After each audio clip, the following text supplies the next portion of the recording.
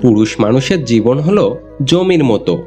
যতদিন ফসল দেয় ততদিন দাম আছে, যখন ফসল দেয় না তখন ওই জমির কোনো দাম নেই। মানুষ অভিশাপ দিক বা না দিক, চোখের জল ঠিকই অভিশাপ দেয়। অন্যায়ভাবে কাউকে ঠকানোর প্রতিশোধ একদিন প্রকৃতি ঠিকই নেয়। পাহাড়ের উপর দাঁড়িয়ে আকাশকে যতটা কাছে মনে হয়, আকাশ ততটা কাছে নয়। তেমনি কিছু মানুষকে যতটা আপন মনে হয়, তারা আসলে ততটা আপন নয়। শিয়াল অনেক চালাক হওয়া সত্ত্বেও মানুষ কিন্তু কুকুর পোষে, কারণ সঙ্গী হিসাবে চালাকের চেয়ে বিশ্বস্ততা বেশি প্রয়োজন। সবাই ভালো ব্যবহারের যোগ্য হয় না। মাঝে মাঝে যে যেমন, তার সাথে তেমন ব্যবহার করা উচিত।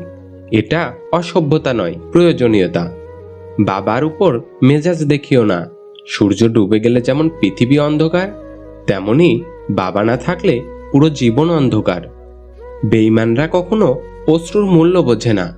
অন্ধের কাছে আয়না বিক্রি করা আর বেঈমানদের কাছে বিশ্বাস বিক্রি করা একই কথা। জীবনে এগিয়ে যাওয়ার রাস্তা কেউ তৈরি করে দেয় না, নিজেকেই তৈরি করে নিতে হয়।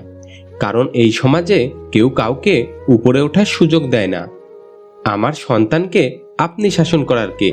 যখন থেকে শিক্ষক শিক্ষিকাকে এই কথা বলার প্রচলন শুরু হয়েছে, ঠিক তখন থেকেই আমাদের সমাজে বেয়াদবের সংখ্যা বেড়ে গেছে।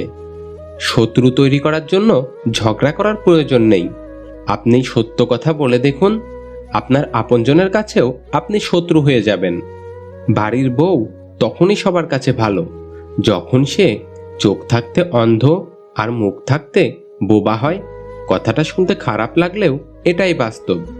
কাউকে টাকা ধার দিবেন, ভেবে চিন্তে দিয়েন, কারণ টাকা ফেরত নেওয়ার সময় আপনাকে ভিখারির মতো চাইতে হবে, আর যে নিয়েছে সে মালিকের মতো তারিখের পর তারিখ দিবে। নিজের মূল্য বোঝাতে চুপ থাকুন। খুচরা পয়সার আওয়াজ সবসময় বেশি হয়, কিন্তু বেশি টাকার নোটের কোনো শব্দ নেই। তাই সকলকে নিজের মূল্য বোঝাতে চুপ থাকুন। অন্ধ লোক যদি হঠাৎ চোখে দেখতে পায়, তখন সে সর্বপ্রথম হাতের লাঠিটাকেই ফেলে দেয়, অথচ এই লাঠিটাই তার দুঃসময়ের সঙ্গী ছিল। আসলে প্রয়োজন ছাড়া কেউ কাউকে মনে রাখে না। কথা হজম করতে শিখুন, এটা অনেক বড় গুণ। আপনাকে জীবনে জিততে সাহায্য করবে। কখনো তর্কে জিততে যাবেন না, এটা সময়ের অপচয়। স্বার্থের পৃথিবীতে ভালো খারাপ বলতে কিছু নেই। তুমি যার মন রাখতে পারবে তার কাছে তুমি ভালো, আর যার মন রাখতে পারবে না তার কাছে তুমি খারাপ। নিজের পায়ে যতক্ষণ শক্তি আছে দৌড়াবেন, ক্লান্ত হলে হাঁটবেন, তবুও অন্যের পা ধরে তেল মেরে চলার চিন্তা করবেন না।